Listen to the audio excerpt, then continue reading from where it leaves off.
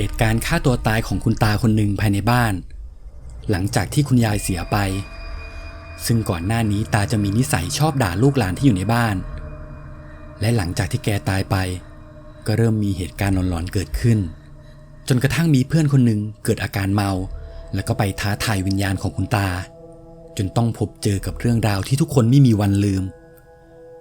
กับเรื่องที่มีชื่อว่าถึงคราวตาย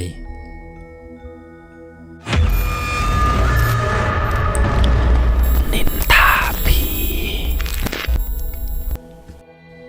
ก่อนจะไปรับชมรับฟังเรื่องราวหลอนๆฝากกดไลค์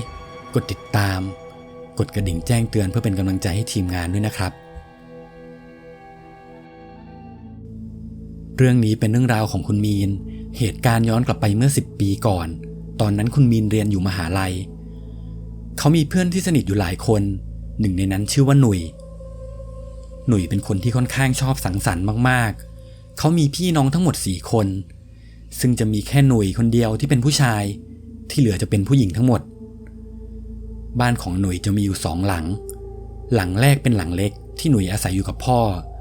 ส่วนอีกหลังเป็นบ้านที่อยู่ในอาคารพาณิชย์3 ชั้นซึ่งคนที่อยู่ในบ้านหลังนั้นจะมีตามียายและพี่น้องของเขาอีก3 คนหนุ่ยมักจะมานอนเล่นที่นี่บ้างเพราะพื้นที่จะกว้างกว่าบ้านที่เขาอยู่และเขามักจะชอบชวนเพื่อนๆหลายคนมานั่งกินที่บ้านอยู่เป็นประจำทำให้คุณตาจะไม่ชอบหนุ่ยและเพื่อนของเขาเพราะทุกครั้งที่มาก็มักจะทำเสียงดังกันซึ่งตามักจะลงมาด่าทุกครั้งแต่ด้วยความที่คุณหนุ่ยเองก็ค่อนข้างเกเรทำให้เขาไม่ค่อยฟังตาต่อให้จะโดนตาด่ายังไงก็ตามรวมถึงเพื่อนของเขาก็มักจะโดนตาด่าเป็นประจำแต่ก็จะมีเพื่อนคนหนึ่งชื่อว่าออฟที่เขามักจะเถียงตากลับทุกครั้งที่โดนด่าเพราะออฟจะเป็นคนที่ไม่ยอมคนอยู่แล้วจนมีอยู่วันหนึ่งยายของคุณหนุ่ยได้เกิดอุบัติเหตุรถล้มในห้องน้ำทำให้คุณยายเสียชีวิตคาที่ด้วยความที่ตาจะค่อนข้างรักยายมากๆและอยู่ๆยายจะมาเสียไปกระทันหันแบบนี้ทำให้ตามีอาการซึมเศร้าจากปกติแกมักจะลงมาด่าลูกด่าหลานแต่ตั้งแต่ยายเสียตาก็ได้แต่เก็บตัวอยู่ในห้องคนเดียวไม่ออกไปสุงสิงกับใครไม่พูดไม่จากับใครจากเป็นคนที่ขี้บ่นขี้โวยวายก็กลายเป็นคนที่เงียบขรึมไปเลยในทุกๆครั้งที่ถึงเวลาทานข้าวลูกหลานก็จะไปเคาะประตูห้องแล้วก็เอาจานไปวางไว้ให้เป็นแบบนี้ตั้งแต่งานศพของคุณยายจัดเสร็จจนเวลาผ่านมาเกือบ6 เดือนซึ่งระหว่างนั้นหนุ่ยก็มักจะชวนคุณมีนและเพื่อนคนอื่นๆมานั่งดื่มสังสรรค์กันแทบทุกวันเพราะตั้งแต่ยายเสียไปตาก็ไม่เคยลงมาด่าพวกเขาจนมีอยู่วันหนึ่งเป็นวันที่หนุ่ยได้ชวนเพื่อนคนอื่นๆมานั่งกินที่บ้านซึ่งน้องสาวของเขาได้มานั่งกินนั่งคุยกันไปด้วยพอกินไปได้สักพักเวลาก็ผ่านไปประมาณเที่ยงคืนกว่าอยู่ๆก็ได้ยินเสียงคนเดินลงมาจากบนบ้านระหว่างที่ทุกคนกำลังสนุกกันอยู่ก็ไม่ได้สนใจอะไรจนเสียงเดินนั้นได้มาหยุดที่บันไดใกล้ๆกับชั้น1แล้วก็มีเสียงเรียกของตาดังขึ้นมาจากตรงนั้นนก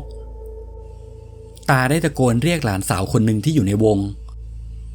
พอทุกคนได้ยินแบบนั้นก็รีบหันไปมองที่บันไดเป็นตาเดียวกันทันทีสิ่งที่เห็นคือตายืนอยู่ที่ชั้นพักของบันไดมือข้างหนึ่งจับราวบันไดเอาไว้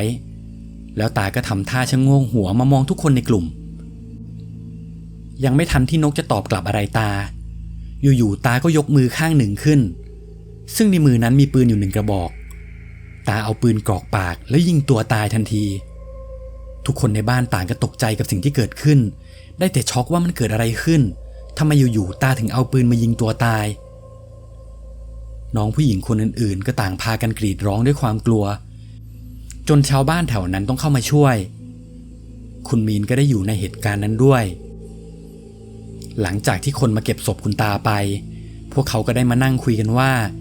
ที่ตาทำแบบนี้เพราะรำคาญพวกเขาหรือเปล่าแต่นกก็บอกว่าไม่น่าจะเกี่ยวเพราะเธอเห็นว่าหลังๆมานี้ตามักจะมีอาการแปลกๆแกเริ่มไม่ทานข้าวคิดว่าแกคงน่าจะเครียดและทำใจไม่ได้ที่ต้องมาเสียยายไปหลังจากเหตุการณ์นั้นผ่านไปก็ได้จัดพิธีงานศพให้คุณตาโดยศพของคุณตา ทางญาติของตาขอให้เก็บไว้จนกว่าจะครบ100 วันทำให้ตอนนี้ในบ้านจะมีแค่ผู้หญิงหนุ่ยเลยต้องย้ายมานอนที่นี่กับคนอื่นๆปกติตาจะนอนอยู่ที่ชั้น2ส่วนคนอื่นๆจะนอนอยู่ที่ชั้น3แต่หลังจากที่ตาเสียไปทุกคนก็เริ่มได้ยินอะไรแปลกๆทำให้ต้องย้ายมานอนที่ชั้น1กันหมดด้วยความที่ไม่อยากผ่านหน้าห้องของตาพอหนุ่ยย้ายมาอยู่ที่นี่เขาก็เริ่มชวนเพื่อนมานั่งดื่มเหล้ากันบ่อยขึ้นเรื่อยๆซึ่งน้องสาวและพี่สาวของหนุ่ยก็เริ่มสนิทกับคุณมีนและเพื่อนคนอื่นๆมากขึ้นแต่ทุกครั้งที่มาดื่มกันก็มักจะได้ยินเสียงดังมาจากที่ห้องของคุณตาบางทีก็เป็นเสียงเปิดประตูแล้วก็ปิดประตูเสียงดังเสียงเปิดปิดหน้าต่างบ้างเสียงขยับของบ้างหรือแม้แต่เสียงคนกำลังเป่ายานัดอยู่บนห้องเพราะก่อนที่ตาจะเสียแกมักจะเป่ายานัดอยู่บ่อยๆซึ่งเสียงพวกนี้ทุกคนมักจะได้ยินเหมือนกันทั้งหมดราวกับว่าตาไม่พอใจที่พวกเขามานั่งดื่มคุณมีนเลยหันไปถามนกว่าตอนที่พวกพี่ไม่อยู่ได้ยินเสียงอะไรแบบนี้บ้างไหมนกก็บอกว่าเธอก็ได้ยินตลอดเวลาแต่ถ้ามากินเหล้าทีไรเสียงก็จะดังมากกว่าปกติจนเธอเองก็เริ่มจะชินไปแล้วด้วยความที่คุณมีนอยากรู้เขาเลยท้าเพื่อนในกลุ่มคนหนึ่งให้ขึ้นไปดูว่ามันเป็นเสียงอะไรแต่ก็ไม่มีใครกล้าขึ้นเพราะต่างคนต่างก็กลัวซึ่งคุณมีนเองก็เริ่มชินกับเสียงนี้ไปแล้วเหมือนกันเพราะมาทีไรก็ได้ยินเสียงตลอดเขาคิดแค่ว่าถึงจะเป็นวิญญาณตาจริงๆก็ต่างคนต่างอยู่เรากินเหล้าก็กินอยู่ข้างล่างแกจะขยับอะไรข้างบนก็เรื่องของแกจนมีอยู่วันหนึ่งที่พวกคุณมีนนั่งกินกันตามปกติซึ่งเสียงข้างบนก็ยังคงดังอยู่แบบนั้นทุกคนเริ่มเมาได้ที่เลยได้คุยกันว่าคืนนี้จะนอนเป็นเพื่อนหนุ่ยกันทั้งหมดมีเพื่อนคนหนึ่งนอนอยู่ชิดกับบันไดทางขึ้นต่อด้วยเพื่อนอีกคนที่ชื่อบอยส่วนคุณมีนจะนอนถัดออกมาเป็นคนที่3ตามด้วยหนุ่ยและพี่น้องของหนุ่ยอีก3คนในห้องนั่งเล่นตอนนี้ไฟจะถูกปิดทั้งหมดแต่จะเปิดไฟที่ห้องน้ำข้างบันไดไว้พอให้มีแสงลอดออกมานิดๆเผื่อมีใครอยากเข้าห้องน้ำจะได้ไม่เดินไปเหยียบคนอื่นๆเวลาผ่านไปสักพักเพื่อนหลายคนก็เริ่มหลับไปแล้วในขณะที่คุณมีนยังนอนไม่หลับเพราะเขายังคงได้ยินเสียงดังมาจากห้องของคุณตาและในตอนนั้นเองจากเสียงที่อยู่แค่ข้างบนอยู่ๆก็มีเสียงเหมือนคนกำลังเดินลงมาจากชั้น2คุณมีนเริ่มขนลุกไปทั้งตัวเขานอนพลิกตัวไปมาอีกฝั่งเพื่อไม่ให้ตัวเองหันหน้าเข้ากับบันไดเขาพยายามข่มตาให้นอนหลับแต่เพราะความกลัวทำให้เขานอนยังไงก็นอนไม่หลับเสียงเดินลงมาจากบันไดค่อยๆใกล้เข้ามาที่ชั้น1ขึ้นเรื่อยๆแล้วในตอนนั้นเองก็มีเหมือนอะไรบางอย่างมาสะกิดที่ขาของเขาคุณมีนตกใจมากๆก่อนจะมีเสียงเพื่อนของเขาที่นอนอยู่ติดกับบันไดกระซิบเรียกมีนมึงหลับแล้วยังคุณมีนได้ยินแต่เขาพยายามไม่ตอบอะไรเพื่อนเขายังคงเรียกและสะกิดขาอยู่แบบนั้นคุณมีนได้ยินว่าตอนนี้เสียงเท้าดังลงมาถึงชั้นล่างแล้วเสียงของเพื่อนเขาก็เงียบไปจากนั้นก็มีเสียงเป่ายานัดดังขึ้นอีก 2-3 ครั้งรอบนี้เสียงดังมาจากห้องครัวในบ้านคุณมีนเริ่มกลัวนอนตัวหดอยู่อย่างนั้นเพื่อนที่อยู่ชิดบันไดเหมือนจะได้ยินเสียงเหมือนกันเขารีบปลุกเพื่อนที่นอนอยู่ตรงกลางไอ้บอยด้วยความที่เพื่อนคนนี้หลับไปแล้วเขาต้องตื่นขึ้นมางัวเงียพร้อมกับหันไปพูดว่ามึงจะปลุกกูทำไมเนี่ยกูหลับไปแล้วก่อนที่เพื่อนคนนั้นจะพูดว่ามึงได้ยินเสียงเหมือนกูไหมบอยเริ่มโมโหเขาลุกขึ้นมานั่งแล้วก็หันไปพูดว่าเสียงอะไรของมึงวะกูจะนอนในตอนที่บอยลุกขึ้นนั่งหน้าของเขาจะหันไปที่ประตูห้องครัวอยู่ๆเขาก็ตะโกนโวยวายเสียงดังลั่นบ้านพร้อมกับผลักตัวเองออกจากตรงนั้นจนตัวเขาไปอยู่ชิดกับกำแพงห้องตอนนี้บอยนั่งตัวสั่นอยู่ริมกำแพงเพื่อนคนอื่นๆต่างก็ตื่นขึ้นมาหมดเพราะเสียงของบอยทุกคนพยายามถามบอยว่าเป็นอะไรแต่บอยก็พูดเสียงสั่นๆมาว่าตาเมื่อกี้กูเห็นตามายืนอยู่ที่ปลายเท้ากูสายตาน่ากลัวมาก แล้วปากตาก็ทะลุเป็นรูหนุ่ยก็พูดไปว่ามึงตาฝาดหรือเปล่ามึงเมาแล้วเนี่ยซึ่งคุณมีนเชื่อว่าบอยไม่ได้โกหกแน่ๆเพราะทั้งเขาและเพื่อนอีกคนก็ได้ยินเสียงเหมือนกันแต่พอบอยเริ่มสงบทุกคนก็กลับมาเข้านอนอีกครั้งพอเช้าวันรุ่งขึ้นคุณมีนก็ได้เล่าสิ่งที่เขาได้ยินมาเมื่อคืนซึ่งบอยเองก็บอกว่าตอนนั้นเขาไม่ได้ตาฝาดตามายืนมองที่ปลายเท้าและสภาพของตาก็ดูน่าสยดสยองมากๆแล้ววันนั้นก็ผ่านไปทุกคนก็ยังคงมากินเหล้าที่บ้านหนุ่ยบ่อยๆเหมือนเดิมแต่ไม่มีใครกล้านอนแล้วในกลุ่มก็จะมีเพื่อนคนหนึ่งที่ชื่อออฟซึ่งออฟจะเป็นคนที่ทำงานกลางคืนทำให้นานๆทีกว่าออฟจะได้มานั่งร่วมวงกับพวกคุณมีนและในตอนที่ตายังมีชีวิตอยู่ก็จะมีออฟที่คอยเป็นคนเถียงตาตลอดทำให้ทั้งตาและออฟจะไม่ถูกกันมากๆวันนี้ตรงกับวันที่99ก่อนที่จะเป็นวันเผาศพของตา1 วันซึ่งเป็นวันหยุดของออฟพอดีก่อนหน้านี้คุณมีนได้เล่าให้ออฟฟังก่อนแล้วว่าทุกคนเจอเหตุการณ์อะไรมาบ้างทั้งเสียงหรือแม้กระทั่งเห็นตามายืนมองหน้าแต่ด้วยความที่ออฟไม่กลัวเขากลับหาว่าพวกคุณมีนพูดเพ้อเจ้อและเขาก็พูดไปว่าถ้ามีผีจริงๆเดี๋ยวคืนนี้กูจะจัดการเองแล้วในเย็นวันนั้นทุกคนก็มารวมตัวกันที่บ้านของหนุ่ยเหมือนเดิมพวกเขานั่งกินกันไปเรื่อยๆจนเวลาผ่านไปถึง4 ทุ่มออฟเริ่มเมาได้ที่เขาหันไปพูดกับเพื่อนในกลุ่มเลยว่าไหนวะเสียงที่มึงบอกกูไม่เห็นจะได้ยินเสียงอะไรเลยพอออฟพูดจบเสียงประตูและหน้าต่างของห้องก็ดังขึ้นมาทันทีเป็นเสียงเปิดปิดประตูอยู่หลายรอบคุณมีนหันไปถามออฟมึงได้ยินแล้วยังออฟหันไปมองข้างบนแล้วก็พูดว่ากูได้ยินแต่ที่กูได้ยินมันเป็นเสียงลมพัดชัดๆถ้าลมพัดเข้ามาในห้องประตูมันก็เปิดปิดเองพวกมึงจะกลัวอะไรนักหนาวะคุณมีนเลยท้าออฟไปว่าถ้ามึงไม่กลัวมึงก็ขึ้นไปดูข้างบนดิไปดูว่ามันเป็นเสียงอะไรกันแน่ด้วยความที่ออฟเองก็เมาเขารีบลุกขึ้นแล้วก็เดินตรงไปที่บันไดบ้านทันทีระหว่างเดินไปเขาก็ผ่านกับตู้เย็นตู้หนึ่งอยู่ข้างๆซึ่งด้านบนตู้เย็นมีปืน.38กระบอกหนึ่งเป็นปืนของหนุ่ยที่เขาเอาวางไว้เพราะแถวนั้นจะมีคู่อริที่มักจะมีปัญหากันบ่อยๆออฟหันไปหยิบปืนขึ้นมาก่อนที่หนุ่ยจะพูดไปว่ามึงจะเอาไปไหนปืนมันไม่มีลูกออฟพลิกปืนไปมาสักพักแล้วเขาก็พูดว่าไม่มีลูกเหรอออฟก็ลองเหนี่ยวไกดู 2-3 ครั้งแต่ปืนก็ไม่มีลูกจริงๆเขาเลยวางไว้ที่เดิมแล้วก็เดินขึ้นไปที่ชั้น2ทุกคนได้ยินเสียงออฟเปิดประตูเข้าไปในห้องของตาและเขาก็ตะโกนโวยวายท้าทายวิญญาณของตาเสียงดังลั่นบ้านทำไมไม่เห็นมีอะไรเลยวะเฮ้ยตาถ้ามีจริงๆก็ออกมาดิตอนอยู่ด่าเก่งนักไม่ใช่เหรอตายไปทำไมเงียบจังวะไม่เห็นเฮี้ยนเหมือนตอนอยู่เลยทุกคนที่อยู่ด้านล่างต่างก็ได้ยินกันหมด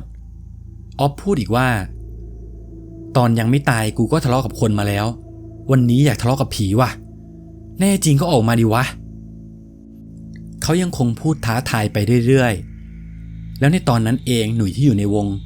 เหมือนจะเห็นว่าคู่อริของเขาขับรถผ่านแล้วก็จ้องมองมาที่บ้านของเขาตอนนั้นหนุ่ยยังไม่ได้บอกใครเพราะกลัวเพื่อนคนอื่นๆจะกลัว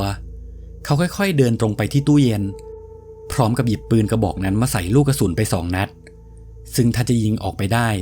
ต้องยิงทิ้งก่อน2 นัดถึงจะเจอกระสุนจริงๆโดยที่เพื่อนคนอื่นๆก็ยังไม่รู้ตัวยังคงนั่งคุยกันถึงเรื่องออฟแล้วหนุ่ยก็กลับมานั่งในวงที่เดิมตอนนี้ออฟก็ยังคงตะโกนท้าทายอยู่บนห้องหนุ่ยเห็นว่าเหล้าเริ่มหมดแล้วเขาเลยขับรถออกไปข้างนอกเพื่อไปซื้อเหล้ากับเพื่อนอีกคนแล้วระหว่างนั้นเองออฟก็ค่อยๆเดินลงมาจากชั้น2เขาเดินไปด้วยบ่นไปด้วยว่าไม่เห็นมีอะไรเลยและเขาก็นึกอะไรสนุกๆขึ้นมาได้ออฟหันไปถามคุณมีนว่าตอนที่พวกมึงนั่งกินแล้วตายิงตัวตายแกตายตรงไหนวะตรงนี้ใช่ไหมออฟพยายามทำท่าล้อเลียนตาเขาเดินลงมาข้างล่างตาเดินลงมาข้างล่างแล้วก็ยิงตัวตายตรงนี้เลยใช่ไหมตอนนั้นทุกคนต่างก็ตลกกับท่าทางของออฟแต่ก็มีเพื่อนคนหนึ่งพูดขึ้นมาว่าออฟมึงยืนผิดที่แล้วมึงต้องขึ้นไปข้างบนใหม่ แล้วก็ค่อยๆเดินลงมาทำหลังค่อมๆจับราวบันไดมาทีละนิดแล้วก็มาหยุดตรงที่ชั้นพักแล้วก็ค่อยๆชะโงกหัวออกมาจากนั้นก็ค่อยเอาปืนกรอกปากแล้วก็ยิงออฟได้ยินแบบนั้นเขาก็พูดขึ้นมาว่ากูว่าต้องทำให้มันสมจริงหน่อยวะจากนั้นออฟก็วิ่งไปหยิบปืนบนตู้เย็นขึ้นมาแล้วก็วิ่งขึ้นไปที่ชั้น2จากนั้นก็ค่อยๆเดินลงมาช้าๆออฟเดินมาหยุดตรงชั้นพักของบันไดมือข้างนึงจับราวบันไดเอาไว้แล้วก็ชะโงกออกมามองทุกคนเขาหันมายิ้มแล้วก็พูดว่าแบบนี้ใช่ไหมตอนนั้นทุกคนยังคงหัวเราะอยู่ออฟพูดขึ้นมาอีกว่าตาเอาปืนกรอกปากตัวเองตรงนี้เลยใช่ปะจากนั้นออฟก็เอาปืนกระบอกนั้นมากรอกที่ปากเพื่อนอีกคนก็หัวเราะบอกว่าออฟมึงทำเหมือนเป๊ะเลยว่ะแล้วออฟก็เหนี่ยวไกปืนไป1 ครั้งแต่ออฟก็รู้ดีว่าปืนมันไม่มีลูกกระสุนเขาตั้งใจจะยิงเล่นๆจากนั้นออฟก็เหนี่ยวไกไปอีกครั้งแล้วอยู่ๆนกและเพื่อนอีกคนในกลุ่มจากที่หัวเราะกลับทำหน้านิ่งแล้วก็กระโจนออกมาจากวงเล่าเหมือนกับเห็นอะไรบางอย่างจากนั้นนกก็กรีดร้องออกมาเสียงดังระหว่างที่ทุกคนกำลังหันไปมองนกว่าเกิดอะไรขึ้นในตอนนั้นเองออฟก็ได้เหนี่ยวไกปืนเป็นครั้งที่3และครั้งนี้เองกระสุนของจริงก็ได้ออกมาเสียงปืนดังสนั่นลั่นบ้านกระสุนได้เจาะทะลุกะโหลกของออฟเลือดกระเด็นเต็มไปทั่วบันไดก่อนที่ร่างของออฟจะล้มลงทุกคนเห็นแบบนั้นต่างคนต่างก็ช็อกกันหมด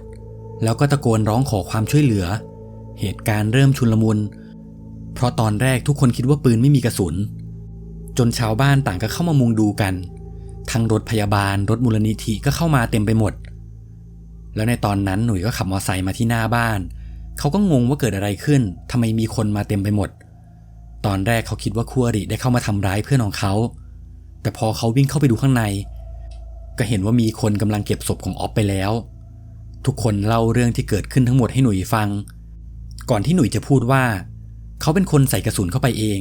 เพราะก่อนหน้านี้เห็นคู่อริขับรถผ่านกลัวว่าจะมีปัญหาไม่คิดว่าจะเกิดเรื่องแบบนี้ขึ้นคุณมีนได้เข้าไปถามนกและเพื่อนอีกคนที่กระโจนออกจากวงเล่าว่าเป็นอะไรทำไมอยู่ดีๆถึงได้ร้องออกมาพวกเขาก็เล่าว่าตอนที่ออฟเอาปืนกรอกปากเขาเห็นว่ามีร่างของตาเดินลงมาจากบันไดแล้วก็มายืนอยู่ข้างหลังออฟจากนั้นตาก็ทำท่าทางเหมือนจับปืนกรอกปากอยู่คู่กับออฟพอเห็นแบบนั้นทุกคนก็ตกใจเลยรีบกระโจนออกมาพอทุกคนได้ยินแบบนั้นต่างคนต่างก็ขนลุกไปหมดแล้วหลังจากเหตุการณ์นั้นผ่านไปทุกคนก็ไม่กล้าไปนั่งกินที่บ้านของหนุ่ยอีกเลยทุกครั้งที่นัดดื่มเหล้ากันก็มักจะพากันไปหาร้านดื่มใกล้ๆแทนและนี่ก็เป็นเรื่องราวทั้งหมดที่คุณมีนได้เล่าให้ฟังใครมีเรื่องราวหลอนๆอยากให้เราเล่าให้ฟังก็สามารถส่งมาได้ทางแฟนเพจ Facebook ได้เลยนะครับเรื่องหน้าเราจะเอาเรื่องราวหลอนๆเรื่องไหนมานินทาให้ทุกคนได้ฟังกันฝากติดตามกันด้วยนะครับสวัสดีครับ